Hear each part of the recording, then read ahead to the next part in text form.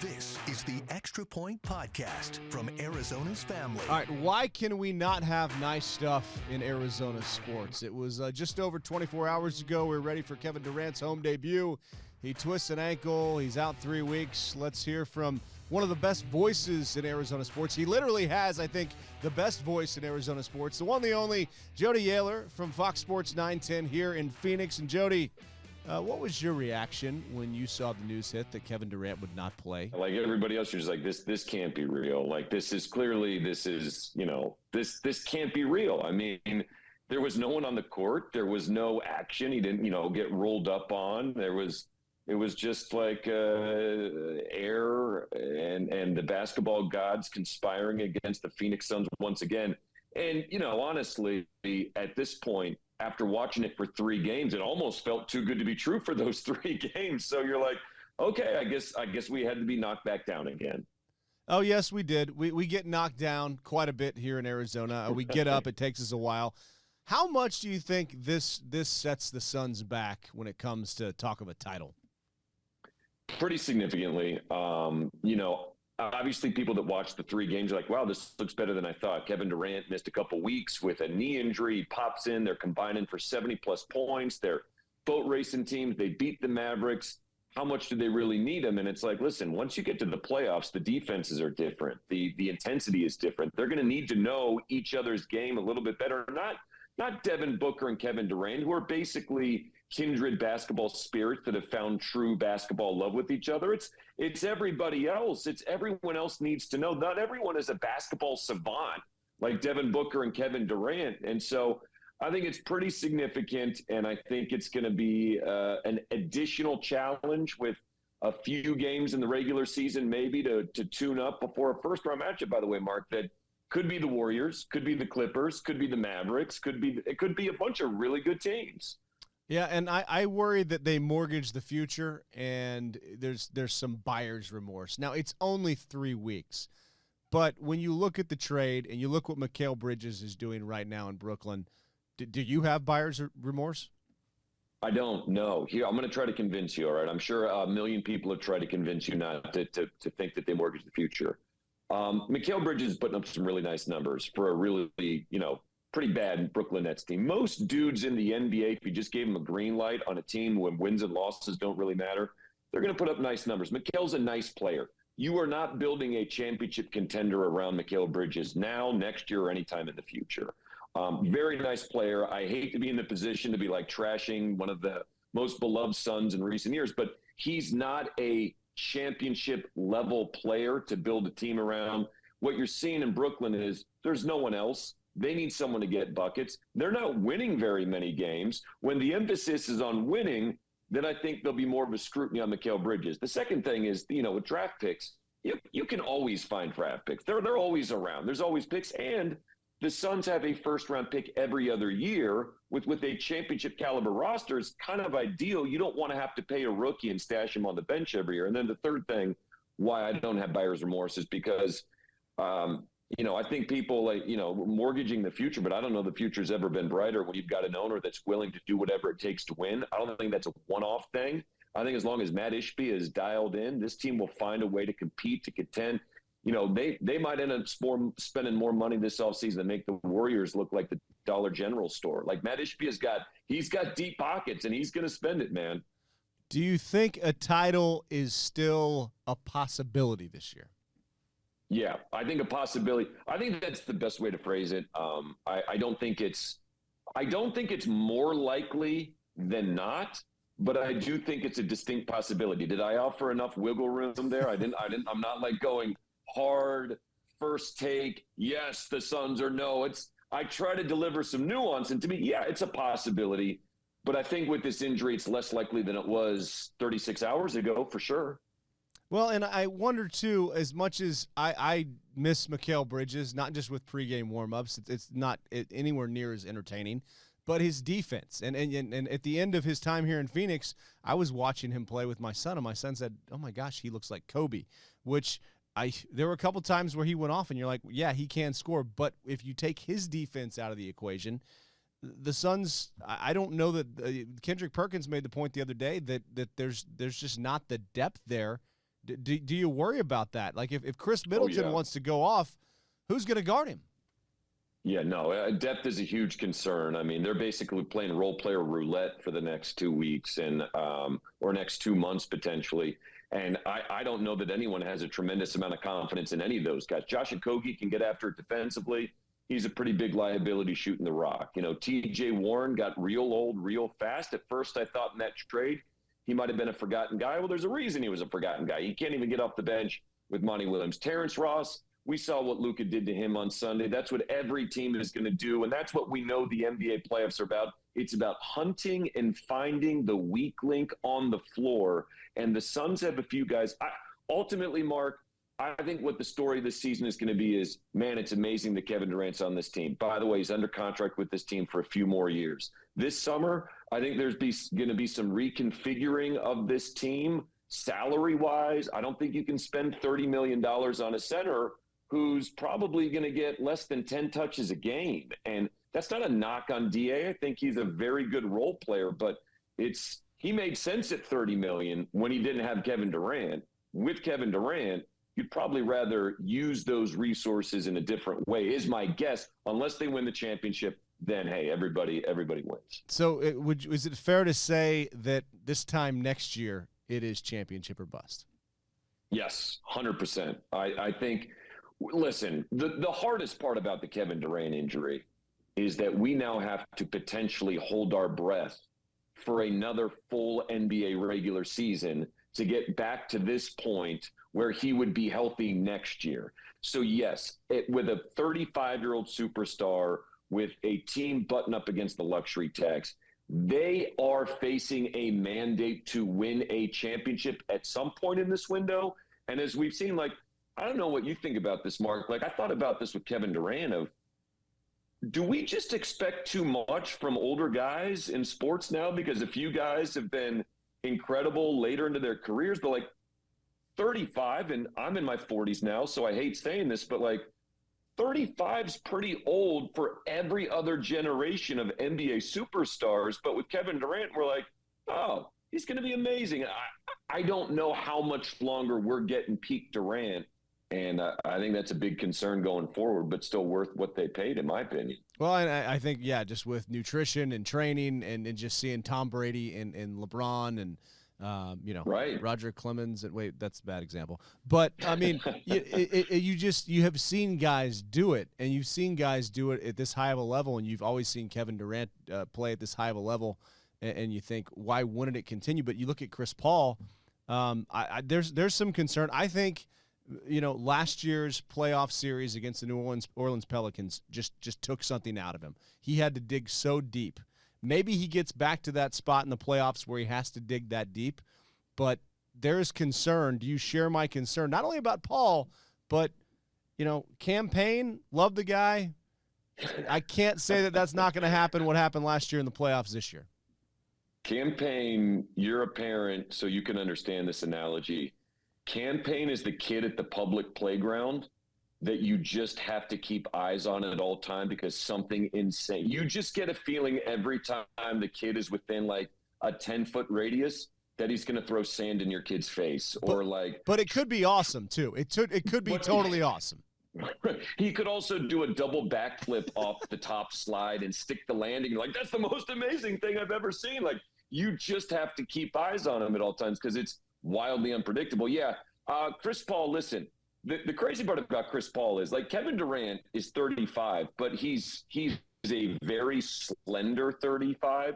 The problem with Chris Paul is like for many people as they get older, he's also gotten a little bit wider, it felt like, as this season approached, which here's my defense of Chris Paul, but I do share your concern.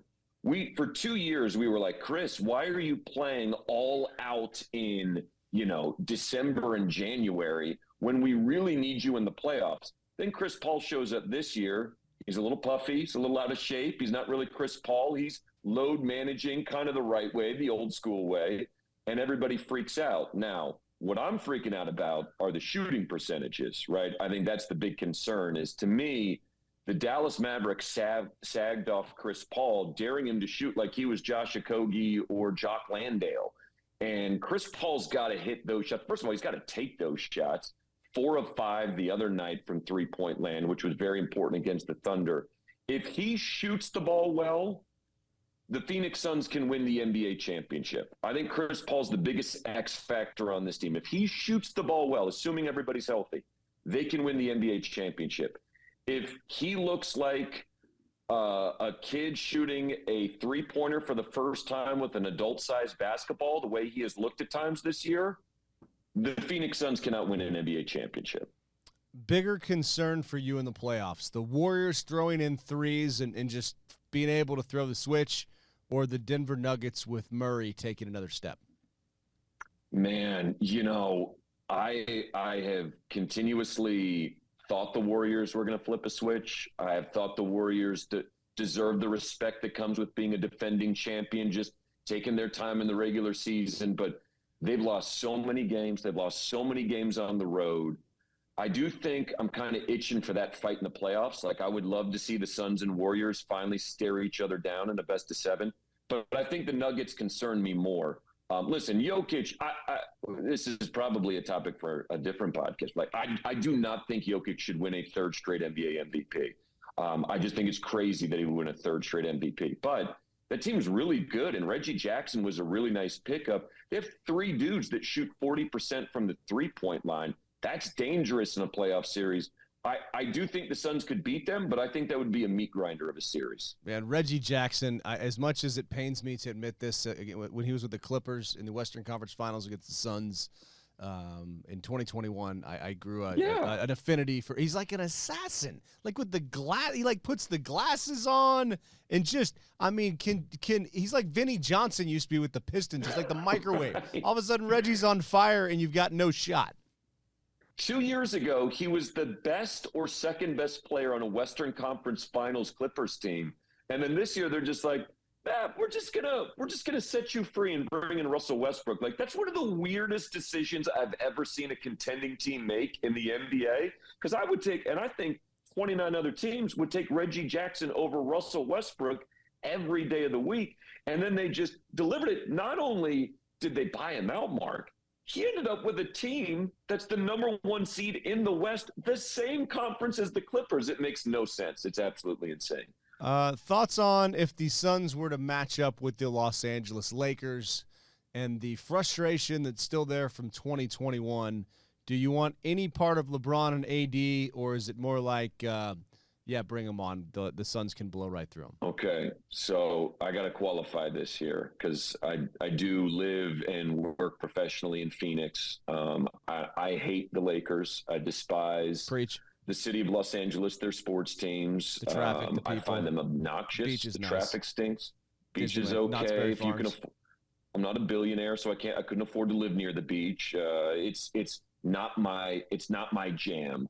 I want nothing to do with a healthy Lakers team. I want nothing to do. I will happily let some other Western Conference team take on that challenge in the first round. Listen, when they are healthy, if they ever get healthy, and obviously that's a huge if, that team got a lot better at the trade deadline. Like Jared Vanderbilt, Malik Beasley, Austin Reeves are like real deal role players. Anthony Davis, when he's been on the floor, has been really, really good. I want no part of that because LeBron James, like Kevin Durant, when he's on the floor, he still looks like LeBron James, despite the magical hairline that disappears and reappears like a magic trick. I want no part of the Lakers. I want the Kings. I want the Mavericks. There's a couple teams that I'm licking my chops at. Grizzlies. Do you want the Grizzlies or no? Do you? I don't know if that's like the psycho in the room that you're kind of you might throw sand in your face or bashing your car windows. The whole team of campaigns, basically. So the John Morant stuff's pretty weird, right? There's a lot of speculation right now. He's going to miss the rest of the season. We don't know. They said the next 4 games. With John Morant, I'm not afraid of Memphis. But again, by the way, I think the Suns can beat any team in the West. I'm not scared. I don't think the Suns should be like ducking teams based on the end of the season. If we're just talking preference, though, Memphis, man, you remember last year that place is tough to play and win in Memphis. So they're not only a team full of campaigns, they feel like a city full of campaigns and Ja Morants, and I'm not signing up for that unless I have to. And if the Suns do have to play them, I do think they would beat them. But they're on my list of like, yeah, maybe let someone else take care of that. Yeah, very fitting that I think Campaign is from Memphis, so that's very fitting right there. Oh, is that right? Yeah. This is the most like TV tabloid. Need to fill some time. Don't really have any. We didn't go do a feature on a high school swimmer, but okay. In like 5 weeks, will we be talking? Will the headline read, "Is the NBA regular season even worth playing? Does it even matter?" The last 6 games of the regular season matter. I think we found that out last year when Cam Johnson got injured, and then the last 2 weeks the Suns took a nosedive that they never really pulled themselves out of. So, no, I mean, the regular season, they got problems. And I think reducing the amount of games is the obvious answer. They'll never do that because teams will lose local revenue with local gates and all that. But I think the NBA regular season still matters. I just can't get over, and again, I'm getting older, Mark, but like, it used to be a big deal when one superstar got injured for any period of time. And now it feels like every sport, every year, every week, someone is getting injured. And my completely unscientific, made up out of thin air, talk radio guy, let me pull this out and throw it out there, is I think players are built like Ferraris and they need to be built like work trucks. And I just feel like the grinds of these season are just wearing these dudes down, but everyone's injured all the time. It's just now it's not really a postseason to determine who the best team is. It's a postseason to determine who the healthiest team is that was at least pretty good during the regular season. And I don't know why that's that. We're supposed to have more information and more advancements, and yet dudes are getting injured more and more, at least to my unscientific eye. Well, and is it as simple as just a team throwing in more threes and winning the game? I was joking the other day that I think the Western Conference might hinge upon Maxi Kleber getting back for the Dallas Mavericks and being able to make threes. I worry the Suns, great mid-range game, great mid-range shooter, but if you get in a 3-ball contest, I don't know that they win that one. Well, I mean, to flip it a little bit, but to expand on that, if Josh Okogie or Terrence Ross or one of those rotation guys hits 3 threes in a game, they're unbeatable. I mean, no one's going to beat them. I mean, it's basically a 3-point contest for those role players. Now, there's also a good chance in a best-of-7 series that 4 out of the 7 games, Okogie and Torrey Craig are going to go 1 for 9 from the 3-point line. But, yeah, I think the NBA the offensive numbers are out just crazy right now. The defense is going to tighten up. And I think, to me, that's really what we're seeing, Mark, is like the difference between the regular season and postseason was always a pretty stark contrast. I think they're 2 completely different sports. I don't even think the regular season really even looks like or anything resembling postseason basketball, because once you get into the postseason, it's a little more familiar. There's a little bit more strategy than just bombs away from 3. But it's pretty wild right now. It's like the difference between the XFL and the NFL, regular season and postseason NBA. Can you name all the XFL teams? Go. I know that one of them I've bet on and lost, and that's the last time. I can't. Roughnecks. The team in Vegas, Vipers. Vipers. Am I mixing my USFL and XFL teams? Sea Dogs. Yeah, that's something. Yeah. I like the Battle Hawks. I'm just making that up. Yeah. Selms, maybe. Right. I think the winner of the XFL, that might be the hockey team. We'll get research on that one. I think the XFL and the USFL should face off. And that would make is that like the sports version? If a tree falls in the forest and nobody's around to hear it, does it make a sound? Well, you know what? And I am watching those broadcasts. I'm like, okay, here's what broadcasts are going to look like in 5 years once they get a drone cleared on the field. I just want that paycheck. I just want somebody to pay me to talk about the XFL and USFL with no pressure, and I'm just getting like 6 figures, and there's no chance it's leading to anything, but you're just like, sure, I'll take your money. That sounds good. Yeah, we should start a podcast. Is this an XFL team or a USFL team? And our 2 listeners My mom and your mom would be very happy. Final question for you here about the Phoenix Suns. If they play Dallas, you think they're going to win? How much? How much does the franchise need that one? Really bad. It's a real rivalry. It really means something. And Devin Booker and Luka Doncic really dislike each other. And it pains me to say, but Luka zinged Devin again at the end of that game last week when he said, hey, maybe not wait until the final 3 seconds when I've missed a layup to talk trash. Devin's got to back it up, man. Talk your game. I'm all for it, but you got to back it up if these two teams play. I've made the case, Mark. I just want Adam Silver to go full-blown Dana White, Vince McMahon. Make the match, you coward. Forget about rigging the draft for Victor Wembanyama. Nobody cares about that weirdo 7'4" Frenchman. Like, give us Mavs, Suns, best of 7. Everybody wins. That is what the NBA used to be about. I think even casual fans could tune into that without a rooting interest and be like, oh, I'm picking a side in this. And it's not for the NBA championship. It's probably not for the Western Conference championship. But to me, Mavericks Suns is the absolute best of what the NBA can be right now. And just Adam Silver, I believe 3 people are the listening audience. It's your mom, my mom, Adam Silver. Make the match, you pencil neck geek. Here's a vote for Jody Oehler to be the next NBA commissioner, by the way. You've been listening to him here on the Extra Point Podcast. Hey, we really appreciate your time today. Really appreciate the perspective. And, hey, let's do this in studio around March Madness. We have about 4,000 shows we have to do, so let's get you down here. Go get the dry cleaning, and let's make this happen. I'm game, Mark. Hey, man, I appreciate the invite, and always a pleasure. The Extra Point Podcast is a production of 3TV, CBS 5, and azfamily.com in Phoenix, Arizona.